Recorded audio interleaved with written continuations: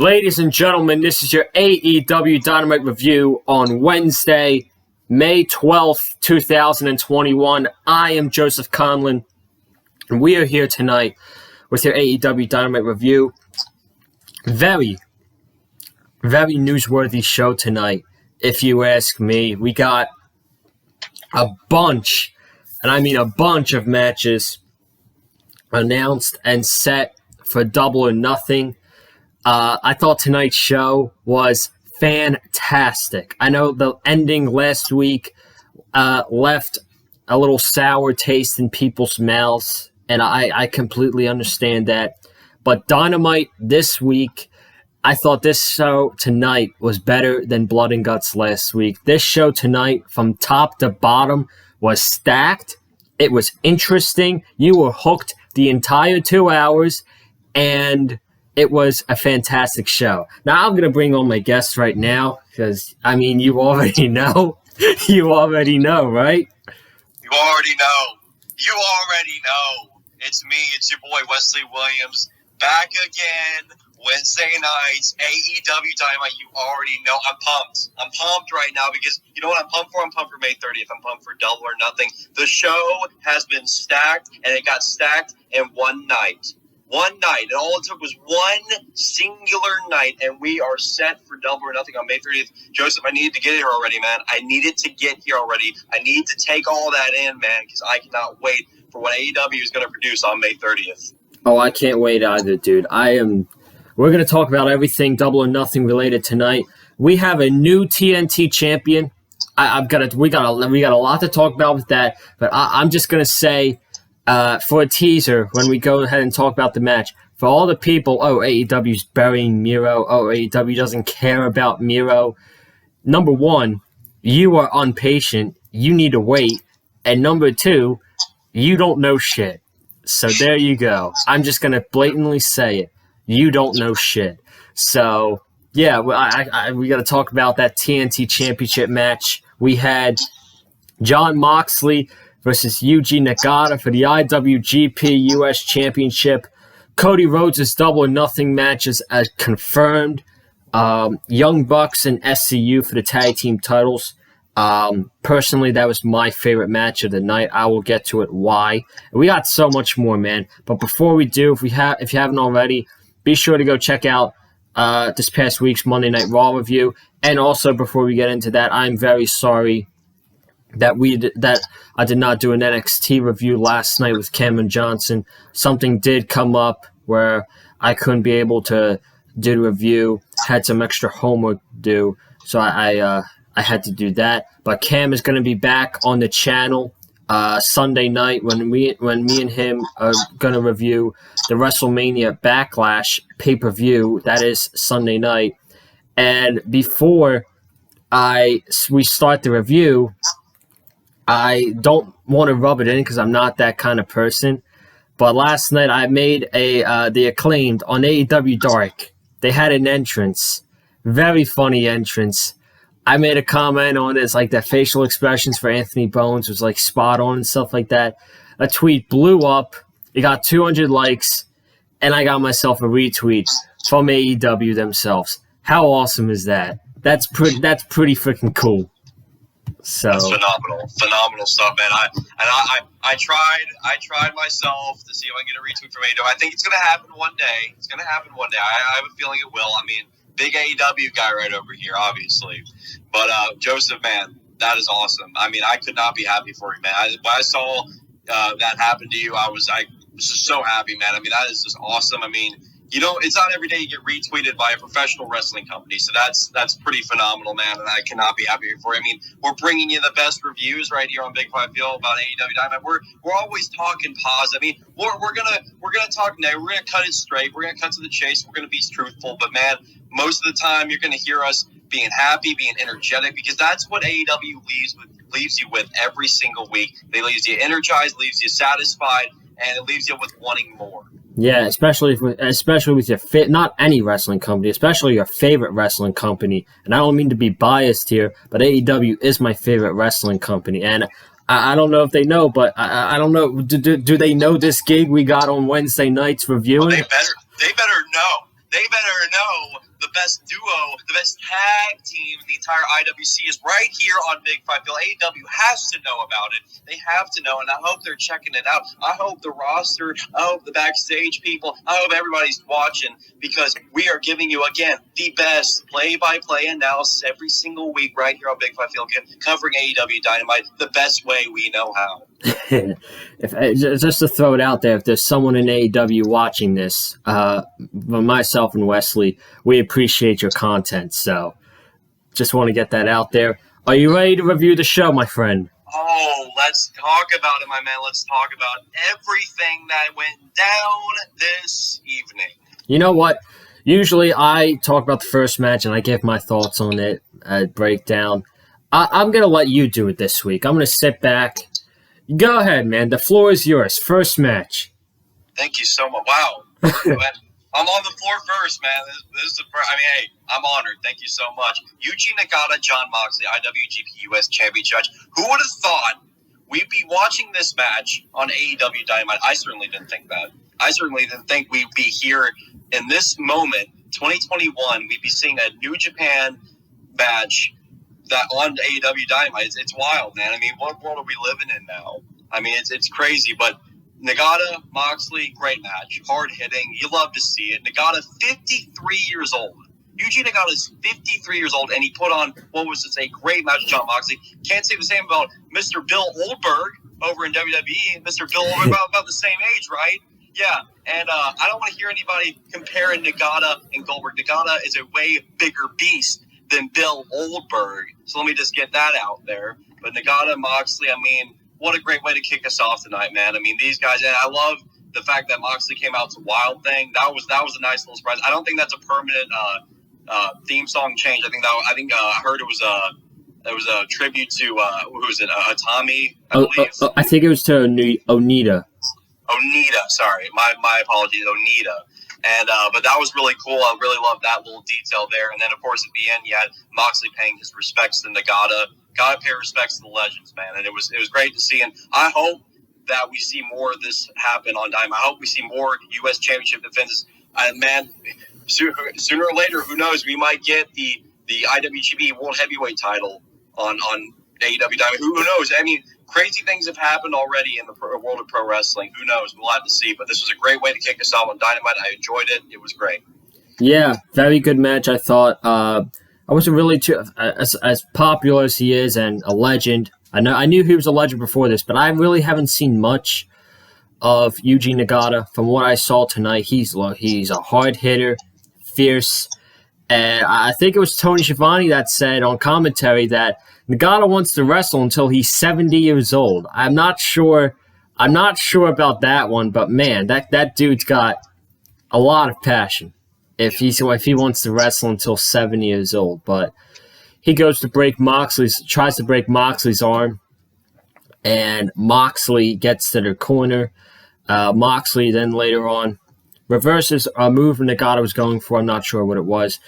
He hits the paradigm shift and retains the IWGP United States Championship. And then after the match, they both bow down to each other.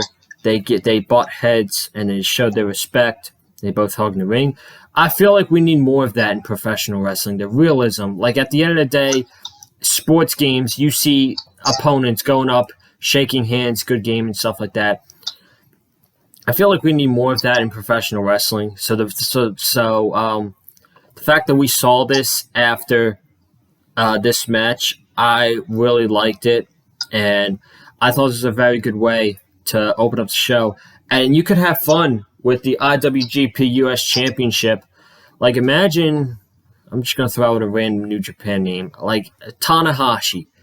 Like, have Tanahashi come to Dynamite and face Jon Moxley. I think that would do good ratings as well. And I think that's a match we've never seen before. So there's a lot of fresh opportunities for AEW New Japan to do with the U.S. Championship. Yep. Absolutely, yeah. I mean, I just hope this is the start of something even bigger. I mean, of course, a while back, we saw Kenta appear in the main event when he teamed up with, who was it? Was it Kenny Omega against Lance Archer and John Moxley? It was an excellent main event right there. So, I mean, we're seeing more and more of these partnerships just come into play here, and it's great to see. I mean, Impact, you got NWA, you got New Japan. I mean, at AEW, Tony Khan, they know what they're doing. And I love seeing it, and I hope this continues to grow more and more, especially now that we're getting the fans back in July. I mean, when you get a full crowd in with this kind of stuff, I mean, it's just going to be a recipe for success. I completely forgot to bring that up. AEW is going back to live touring starting July 7th. I think they're going to be in Philly in October. So I am definitely going to go to Dynamite when they come to Philly. But they're going touring July 7th. They're going to be in Miami, Florida. Then I think they're going to be in Texas the 2 weeks after that. So that is phenomenal news. That's the best news of the week. AEW is going to be the first company to go back to live touring, sold out arenas. And that is the closer. You have this for baseball, you have your starting pitcher, your setup guy, and your closer. The fans is the closer for AEW. You have the matches, you have the storyline as the setup, and then the closer is the fans. So that to gel that in all together, it's gonna be so good. It's gonna be so good, dude. And when I heard that announcement the other day, man, I was jumping with joy, man. We are getting back to a sense of normalcy. Finally, full crowds, man, full AEW fans going crazy. I cannot begin to tell you how much I missed that. I missed the AEW crowd. I missed that energy within these shows. That's what's been missing so much over the past year. And now we're finally getting it back. I mean, when I heard Shivani, giving out the little ad for they're going to be going to Miami July 7th and Texas the next 2 weeks, I mean, I have missed those little announcements. Something as little as that, the graphic at the bottom of the screen. I mean, it's just it feels like ages since we last heard that, and now we're finally getting back to it. The Welcome Back tour has arrived, and man, I'm in full throttle. Let's keep going for it. I mean, and AEW, please, if you can, come back to Memphis. Come back to Memphis. I want to go back to another AEW show. And boy, you already know I'm getting ringside. I don't care how much it freaking costs. I'm getting ringside because this is big. I want this space. This space belongs on TNT. This space belongs on TNT. And I think the people want to see this space on TNT. So AEW, please, if you're listening, come back to Memphis. That last show back in January 2020, it was amazing. I want to experience it again. Bring it on back, man. Hey, anybody in AEW, if you're watching, you can come back to Tennessee. Just come back to Nashville, not Memphis, all right? I'm just I'm just kidding. Only 4 hours away from here. I can make the drive, man. I got a nice car out there. I can make the drive to 4 hours to Nashville and 4 hours back to Memphis. That is no problem with me. I get a hotel. I don't care. I'm going to an AEW show, full crowds, baby. Let's freaking go. I was just kidding, dude. But yeah, I know. we're having fun here, man. It's all about having fun on Wednesday nights. Yes, sir. Go ahead. We had Cody Rhodes next. You could take the lead again for this one. Oh, Cody. Oh, okay. Cody Rhodes. Yeah, Cody Rhodes. I mean, I don't think anybody can argue that this man is an amazing promo. Every time Cody gets a microphone, you are instantly hooked to what he's saying. And Cody, I mean, it's amazing. You see the difference here with AEW compared to a WWE, for instance, and how genuine and how real these promos are. They're not scripted. They're not overly scripted like you see a lot of WWE superstars being overly scripted on Raw or SmackDown. This is such genuine, real stuff, and that's what a wrestling promo is supposed to be. That's how you hook your audiences in. And Cody Rhodes, man, masterclass of a promo that he is. Cut a promo tonight, and it looks like the American Dream gimmick is being revitalized. It's coming back in the form of Cody Rhodes. Dusty passing it on to down to Cody, American Dream. I love it. I thought that was just a fantastic promo tonight. And now Cody versus Anthony Ogogo is set for May 30th at Double or Nothing. Now, big spot here for Anthony Ogogo. Big spot here. Some people are saying this, it's not a pay-per-view worthy match. I probably agree with them on that. I mean, Anthony Ogogo really hasn't proven anything yet to show that he can hang with the big dogs, but he's got a big opportunity here to show if he can hang or not. And this is going to be a big test for him here against Cody Rhodes May 30th. And I'm interested to see what happens. Hopefully it's not just a gut punch. I really hope we can actually see more out of Anthony Ogogo here, see what else he can do inside a wrestling ring. And yeah, it's going to be interesting to see. But yeah, Cody, phenomenal promo tonight. I think he really kind of sold more people on what he's got going on at Double or Nothing, since for a while now he really hasn't done much to really be a part of anything exciting. And now he's with just one promo, I feel like he's kind of brought some audiences back. Yeah, I would talk about the promo for a little bit. The one thing that really caught me was when he was mentioning in the back of the day where, like in the 1960s, you had white kids who go to their own school and the black kids that go to their own school. And now in 2021, it's just like they're normal people, whites and blacks, and in a couple months, I have no idea when the baby's due, but they're gonna have a baby, black. I'm not sure what colors he said. So that's my apology, but you could legit tell that Cody was tearing up in the ring, and I thought that part of the promo was just like, man, it hit me a little bit, Oh, absolutely. It's. I mean, when you bring up having a kid, I mean, this is a first time thing for Cody Rhodes too. So I mean, you gotta feel for the guy. I mean, this is a big moment. I mean, becoming a dad is no little thing. I mean, it's a major thing in anybody's life, becoming a parent. And I mean, that part really stuck out to me too. I mean, Cody's this, the passion, the real, genuine, true emotion and passion that he gives in these promos. I mean, he doesn't hold anything back, and that's why I love hearing him talk and hearing guys like Eddie Kingston talking about it, because it's pure, unadulterated. It's just emotion, just real emotion coming out. This is what we need to see more of in wrestling promos everywhere, not just in AEW. We need to see this in every promotion, and not just this overly scripted stuff where it's not believable and nobody really cares. I mean, this is the kind of stuff that can get you to at least somewhat care. Yeah, absolutely. So, awesome promo by Cody Rhodes. His announcement that we're going to get a match with himself and Anthony Ogogo.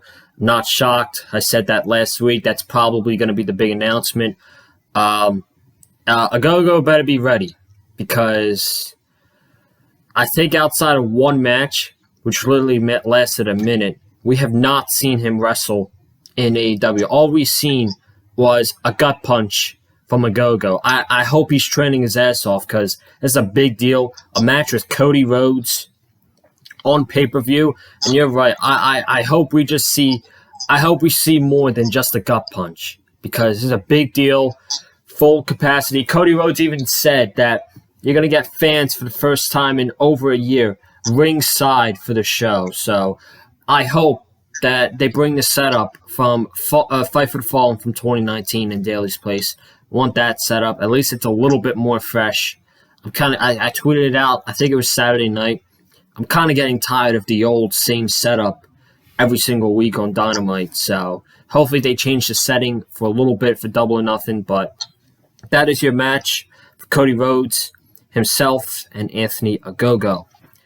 I'm going to take the lead for this one. For the tag team title match, we had Christopher Daniels and Frankie Kazarian challenging the Young Bucks for the tag team championships. This was a tag team classic, if you ask me. Was it better than the match with Pac and Rey Fenix? I'm not going to get into that. But I love this match so much. And the reason I love this match so much is because, AEW, they can hook you in with the in-ring action, with the phenomenal wrestlers they have and all that stuff. That's great. This match, they hooked you in with emotion. I feel like they hooked you in with emotion.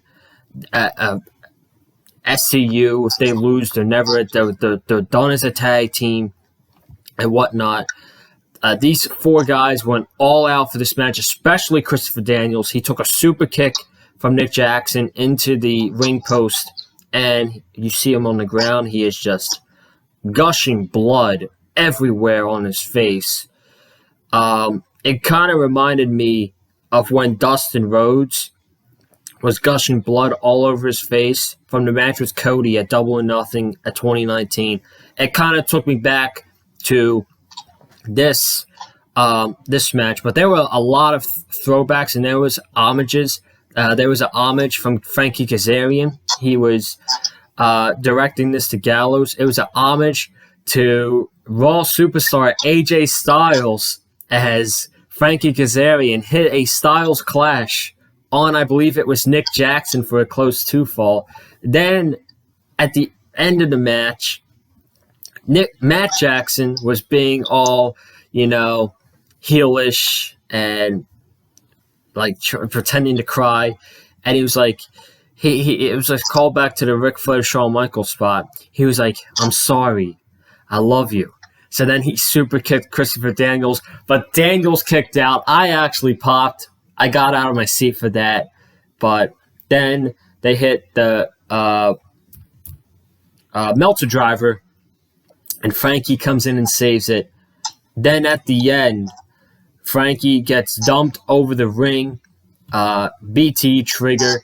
Frankie dives over the ring, but Nick Jackson catches him, and the Young Bucks, sadly, the Young Bucks defeat SCU. Those pricks. I hate the Young Bucks. They are pricks. They retain the tag team championships, and SCU is broken up forever. I'm not even going to talk about the Moxley and Kingston throwing stuff in the Elite locker room. They come back from commercial break, and they show Daniels and Kazarian looking at each other, and Kazarian gives Daniels a big hug as he's all busted open. There's lots of blood in the ring, and if this was the last match ever for Christopher Daniels in his professional wrestling career, man, you went out on a very, very, very high note. And that's all I got to say about this match. Tag Team Classic. If this match was to be awarded 5 stars, I honestly wouldn't have a problem with it. I really wouldn't have a problem with it. But Tag Team Classic, SCU is officially done. And what a moment. What a high note for Daniels to go out on, even with the loss. So, go ahead, Wes. I completely agree with you, Joseph. I mean, this might have been my favorite match of the night as well. But I don't know that main event though, which we'll get into. That was quite a showcase as well. But yeah, this was the big focal point within this match is the storytelling, the backstory, right, between SCU and the Young Bucks. These guys go way back. These guys know each other very personally. They spend Christmases together. And then I love the fact that Excalibur 2 was even bringing up some of their backstory during this match to really add to the overall story. And this was just a fantastic tag team classic. And I mean, the Young Bucks, they people want to. Some people in this community still want to say they don't know how to tell a story in the ring. I think just look at this match tonight, even go all the way back to Revolution back in 2020, and what was the best match of the year against Hangman Page and Kenny Omega. And go ahead and still tell me that they don't know how to tell a story in the ring. But SCU, Young Bucks, phenomenal match. SCU loses. They are no longer a tag team. And, like you said, Joseph, if this was Christopher Daniels' last ever match, I mean, he went out on the highest note. He really, really did. I mean, I think, honestly, Christopher Daniels is probably the MVP of this entire match. The fact that he still fought so hard, even with blood just gushing all over his face. I mean, it was just phenomenal to watch. I mean, this is true pro wrestling at its finest.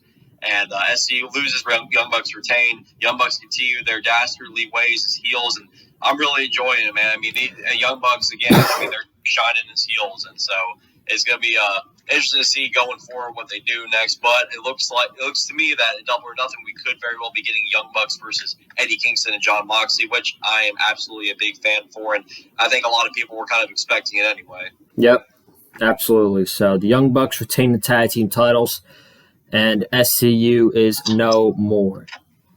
We had Pac against Orange Cassidy in a number one contender match. The winner goes on to face Kenny Omega for the world title at the Double or Nothing pay-per-view. The match was good. Nowhere near better than the Revolution match. But, I mean, the match kind of took away from me once I saw that bump, that on. I mean, my God, I cringed so hard. Orange Cassidy literally landed on the back of his neck.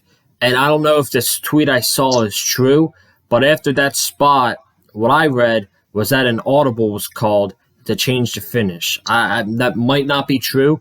I'm not sure. If I find out some stuff tomorrow or something on Twitter, I'll let you guys know. But that looked absolutely nasty, dude. And we saw Ricky Starks take a similar spot, and now he's out for 3 months because of that spot. It's just so sad. We're gonna talk about the match at Double or Nothing, but I just had to talk about this first. First off, Ricky Starks being injured, and then seeing this tonight from Orange Cassidy. Man, not a fan at all. Not a fan. Yeah, it's the news that broke the other day about Ricky Starks, very unfortunate, out the next 3 months because of a fractured neck. I wish Ricky Starks nothing but the swiftest of recoveries. I mean, that's a guy right there that AEW is definitely going to build around. He's definitely going to be one of the major future pieces for AEW going forward. So I wish him nothing but a speedy recovery. That Liger bomb that Orange Cassidy took. I mean, that was brutal stuff. I remember I cringed pretty hard when it hit. I was like in kind of an awe when I saw it. I've been kind of seeing a couple mixed tweets tonight. There was an audible call, there wasn't an audible call, so I don't really know what to believe right now. But I wouldn't be shocked if there was an audible call and that was like they just, on a whim, just fixed the finish or whatever. But the big announcement that was made by Tony Schiavone was Kenny Omega versus Orange Cassidy versus Pac at Double or Nothing in the first ever triple threat match in AEW history. I don't think we've ever seen a three-way match in AEW since its inception, and it looks like we're finally getting our first ever three-way match. And boy, we got a match of the year contender right there. Oh my God! With those three guys, I mean, that night's gonna end on such a massive, positive note. I don't think we're gonna get any wonky finishes with this match. I don't think we're gonna get a Revolution dud. Oh, no, I don't think so at all. But yeah, we're getting a three-way, which I thought Orange Cassidy was going to win, but at the end of the day, I think Pac being in that match as well, he's going to make the match better than it is. I mean, Orange Cassidy versus Kenny Omega, that would be a phenomenal match. The crowd is still going to be bonkers. They're going to be awesome for this match, I think. But making it a triple threat match, I think is a good call. The first one in AEW history, by the way. And I still think Kenny retains the title. Early prediction, but I still think Kenny retains the title. Should be a phenomenal match. Probably the match of the year candidate, if you ask me. And probably right now, on the entire card, the match I'm looking forward to the most. So, final takeaways on this three-way made for May 30th. Yeah, it's gonna be great. I think this could probably be the match, like you said, match of the year contender. I think it definitely be match of the night. I mean, that crowd is gonna be red hot. They're gonna be red hot by the time we get to that main event. It's gonna be great to see. But yeah, I think early prediction too for me, Kenny retains. I mean, Kenny. I'm still standing by that Kenny should not be dropping that title until we eventually get him and Hangman Page, which I could either see happening at All Out coming up later this year or at Full Gear. We shall see. But that's how I'm still seeing it right now as far as the overall story is concerned. Mm-hmm. Yep, absolutely. So we're getting a three-way made for Double or Nothing. And this segment right here that's next, this was when I realized that's it. I'm sold. Whenever I can, I am buying the pay-per-view. We had the incarnation of the Pinnacle. We had MJF. We had 5 beautiful women with the Pinnacle. We had MJF wearing a crown on his head. So that was something. He called himself the Demo God. He saw himself the king of the ratings. And he said, you can now call me the greatest of all time at 25 years old. So Tully Blanchard then got on the microphone next. And what really the main point of the segment was the Inner Circle came out on a truck. Ortiz and Hager were in the truck while Sammy was on the top. And Sammy was like, "You're going to give us a rematch, right?" And MJF was like, "No." And someone said, "What did you just say?" And then Jericho pops up, and he has an arm cast on his arm. And he says, "So are you going to give us a rematch? Yes or no?" And MJF screams, "N-O, no." And we had a lot of throwbacks tonight. And this was definitely one. This is probably the biggest throwback. Jericho was like, "Sammy, get him."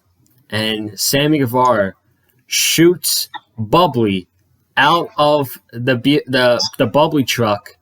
And then once the entire Pinnacle gets soaked and wet from all the Bubbly that Sammy Guevara shooted, MJF was like, "You want the match? You got it." And it's not just any match.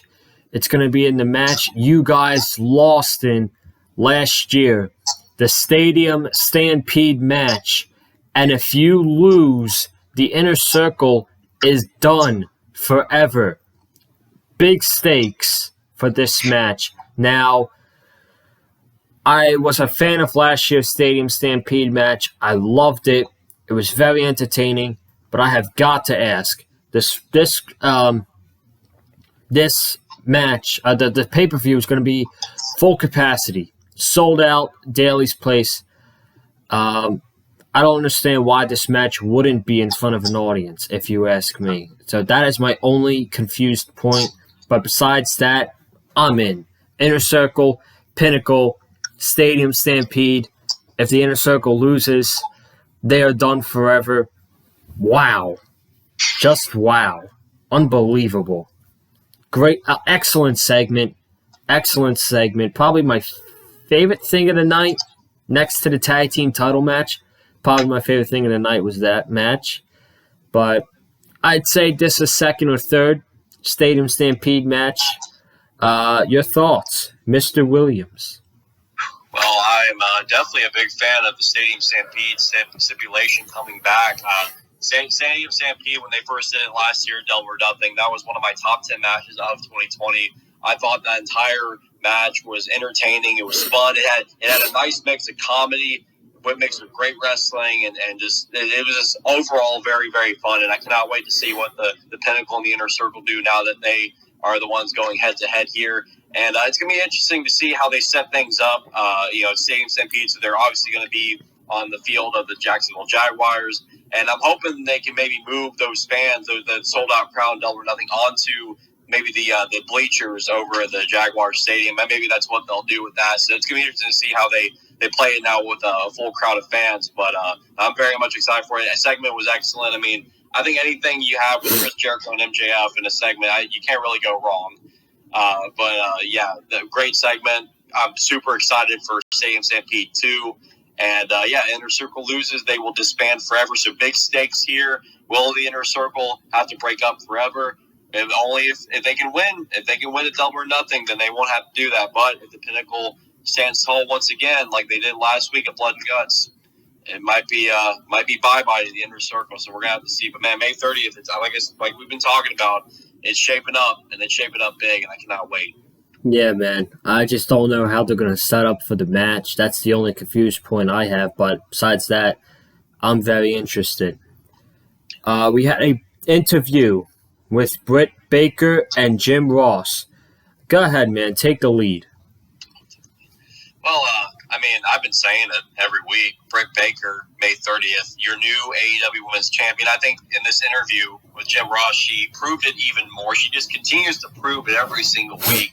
This is your next AEW Women's Champion, and I love the fact that, and I saw a clip of it on AEW's Twitter account before it was posted on Dynamite tonight. And I love the fact that they added it was that little clip of them doing that photo shoot for Forbes magazine, and then Britt Baker wanted to get her and Sheeta in for a photo shoot for the women's title match, and Sheeta, was confused, and she was like, "No, get off of me," and then they started going back and forth with forearms and punches, and I'm really glad that they added that.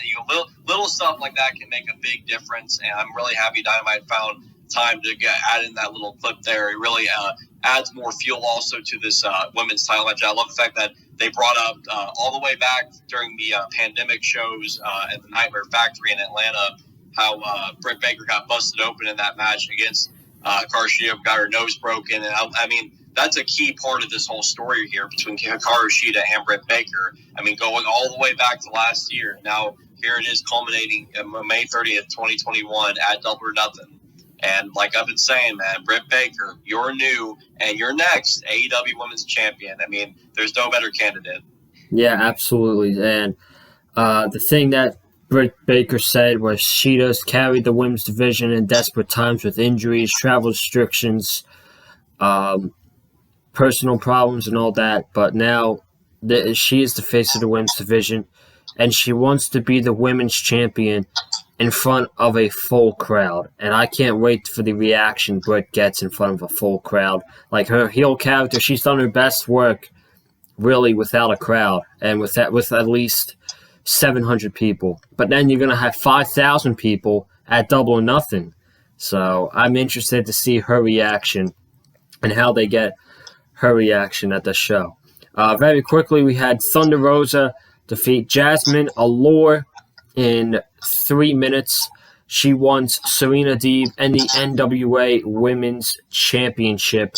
That match might happen, maybe at the buy-in for Double or Nothing. I'm not so sure, but that'd be a nice match. So I think we can move on with that one. Next week's lineup. And we're going to get to next week's lineup, and we're going to also get to matches for Double or Nothing. Next week, we're looking at the Young Bucks versus the Varsity Blondes for the Tag Team Championships. Red Velvet versus Serena Deeb for the NWA Women's Championship. I believe we are getting Austin Gunn versus Anthony Ogogo. And there is another match announced. I can't quite remember what it was. Do you remember? I believe it was Matt Sydal versus Christian Cage. Yes. Matt Sydal versus Christian Cage. That is all happening next week. And as far as Double or Nothing goes, we are getting the triple threat for the world title. Pac, Cassidy, Omega, Britt Baker, and Shida for the Women's Championship. Moxley and Eddie Kingston for the Tag Team Championships. We're getting that Stadium Stampede match with Inner Circle and the Pinnacle. Cody Rhodes versus Anthony Ogogo. We are also getting a singles match, 1-on-1, between Hangman Page and Brian Cage once again. And we are also getting the Casino Battle Royal once again. I hate Battle Royals, man. We just saw one. We just saw one at Revolution, and now we get one once again at Double or Nothing. And I'd like to say something real quick. I like the fact that they kept Hangman out of the Battle Royal, because I feel like that it's obvious that that's where they're going to go with him. But have him do something else at Double or Nothing. And now I like that they gave him a direction, and that direction is taking down Brian Cage, who stopped off his momentum. So any quick thoughts on that before we move on to the main event? Yeah, the announcement of the Casino Battle Royal, I was pretty underwhelmed by that. I was hoping that I honestly would bring back the Casino ladder match like they did last year's Double or Nothing pay-per-view. That would have been nice. I'd rather see ladder matches. If they're going to do a big casino-themed thing, they should just do the ladder match. And I'm more a fan of that than I am just Battle Royals. I mean, these Battle Royals are really just the well is run dry with these. I'm really just over these Battle Royals already. I kind of wish that AEW would just do something like new or different instead of just being like, "Hey, look, Casino Battle Royal." You know, it's just like it happens so much. It's like I'm just over it. I mean, the only Battle Royal I really ever give a crap about is the Royal Rumble. You know, yeah. I mean, that's about it. I mean, but you know, we'll see what happens. Christian might end up being the one that ends up winning that. Who knows? Considering that he's now in the Battle Royal. But yeah, I love the fact that Hangman's not in that and he's doing something different. He's got a rematch against Brian Cage at Double or Nothing, which should be awesome. I mean, their last match was great, and I expect this one to be probably even better now that it's going to be on pay-per-view. But yeah, keep Hangman away from the world title picture until it eventually culminates between him and Omega as we get into All Out, and then as we get into maybe even as we get into Full Gear. Well, it's time to see how long the story plays out, but I'm really happy with the fact that they're giving Hangman something else to do during this time away from the world title picture. Mm-hmm. Main event time. Gotta talk about the main event. Darby Allin defending the TNT Championship against Miro. Miro attacks Darby Allin during his entrance. He absolutely destroys poor Darby during his entrance. Throws him on the outside of the ring. Over the head suplexes. The bell rings. Miro gives Darby a super kick immediately, and Darby sells it incredibly, kicks out at 2. And Darby had a couple offensive moves. The suicide to the outside of the ring, a couple DDTs to Miro. During the match, Sting was taken out by Sky and Ethan Page.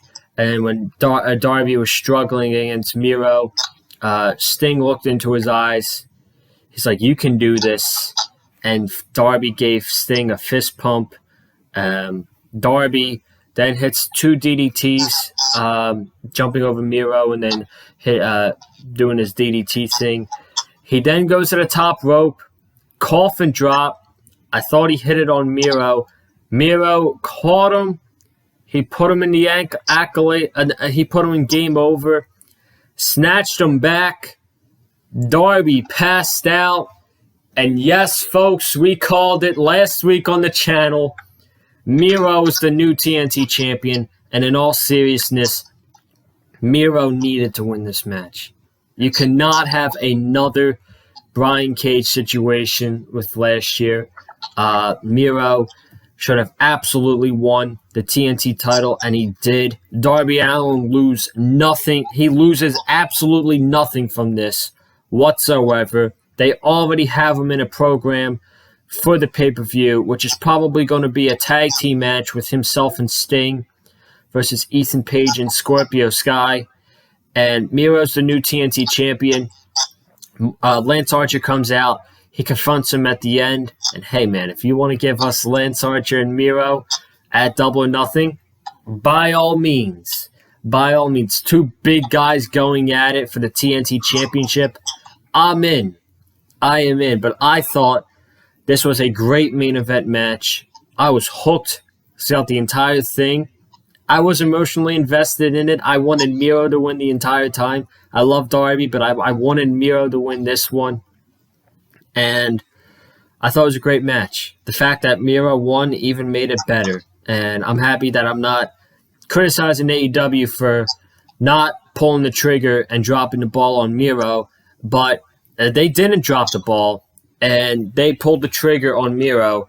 And another reason I'm extremely happy about this is because Miro went through a lot of shit in the WWE.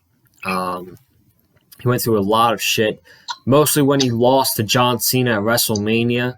It was basically all downhill for him there. In my opinion, really nothing much great. He had Rusev Day in WWE as Rusev, and he had that gimmick in the palm of his hands. It was the most over thing in the WWE. Him and Aiden English should have won the tag team. I remember the exact show. Him and Aiden English should have won the tag team titles at Clash of Champions of 2017, and they lost. So that's the first time they dropped the ball on him. The second time they dropped the ball on him was at WrestleMania when they had him get pinned by Jinder freaking Mahal in a 4-way match for the United States Championship. And then they break up Rusev Day. No reason why. They break him up. The most over thing. Yeah, we're just going to break him up. Still doesn't make sense to this day. And then they break him up. and they put him in a cuck storyline with Lana and Bobby Lashley as Lashley steals his wife. It was just a mess. The poor guy went through so much nonsense in WWE, and now he is the TNT champion. For all of you impatient people, for all of you salty fans, AEW doesn't care about Miro. AEW, these ex-WWE guys, they just bury them. And create another Lance Archer, build up a big guy, and lose credibility. No, that's not the case. You don't know shit, and now Miro's the TNT champion. And because of all of what I explained, I couldn't be any happier for the guy because it was all worth it. It was all worth it. We said it right here on the channel, man. Last week, I think I hit my bad. I think I hit the nail with my explanation right there. Oh no, dude, fire, absolute fire. Like we bring you these reviews every week, but getting to the topic at hand here. I mean, Miro, we said it right here on the podcast last week. Miro needed to win this match. There was no ifs, ands, or buts about it. Miro needed to be built as a monster heel, and that's exactly what they've been doing. That's what they did tonight. Darby Allin looked fantastic. I mean, and honestly, man, this title reign that Darby Allin just had, I mean, let's not discredit that, man. Darby Allin will definitely go down as one of the most memorable TNT champions in AEW history, for sure. Oh yeah.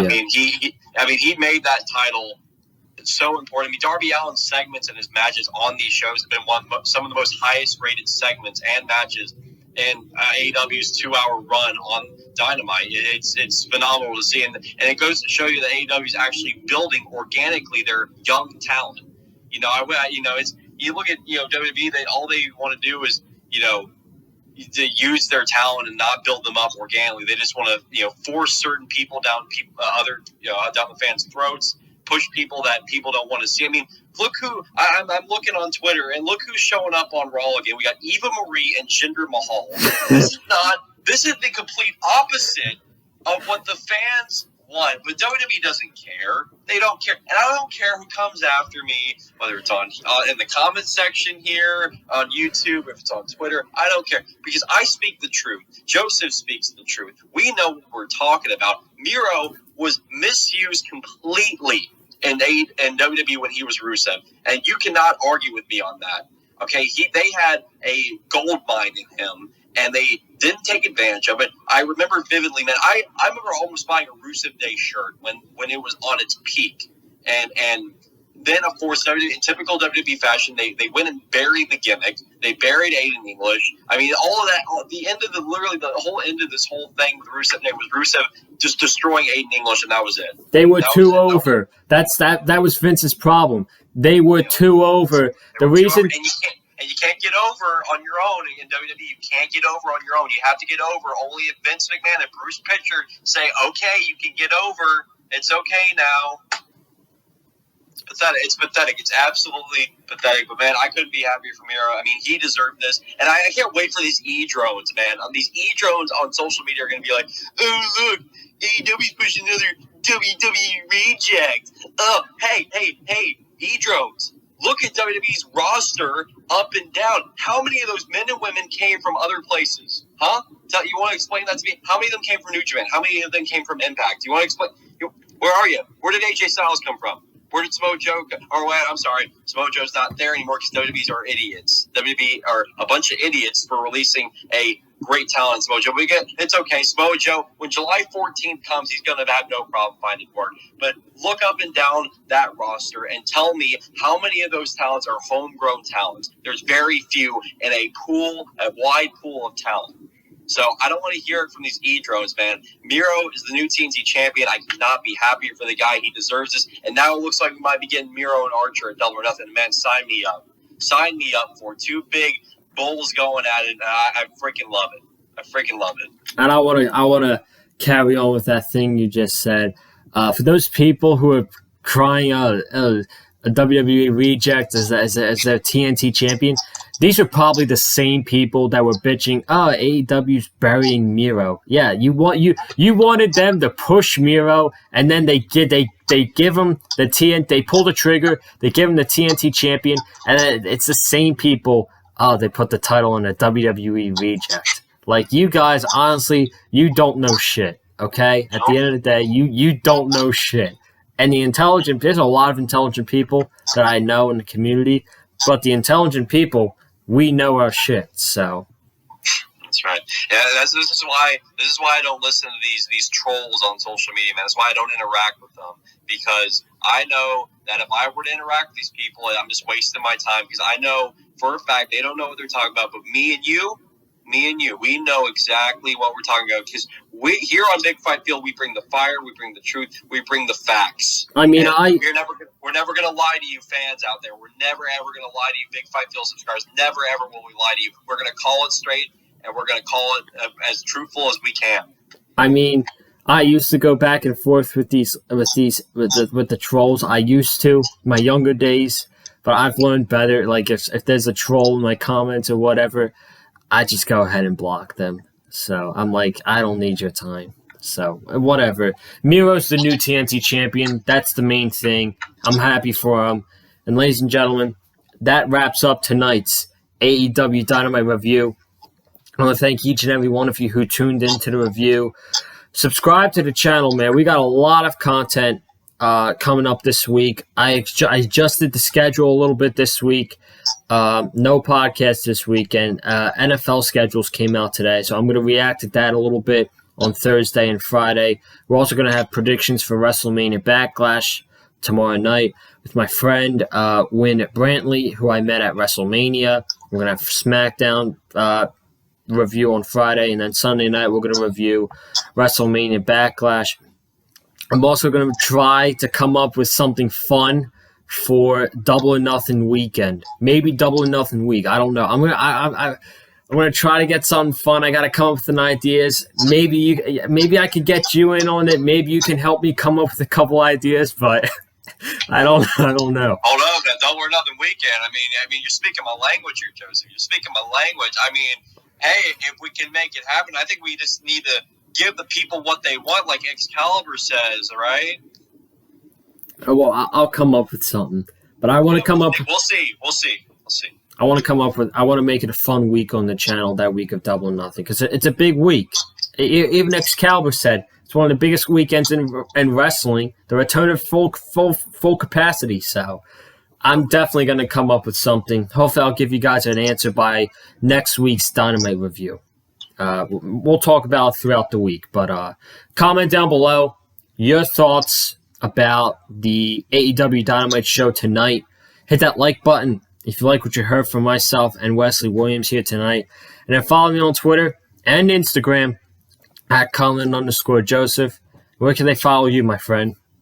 And you already know the drill, people. Follow me at big_West18 on Twitter, where I will be live tweeting Dynamite every single Wednesday, Elevation every single Monday. I've been kind of lacking with the Elevation tweets lately. My apologies for that, but I do plan on getting back to a normal schedule with that soon. And I also live tweet for NXT on Tuesdays. But follow me for the best tweets, for the most factual, the most honest tweets you can find in all of Twitter land.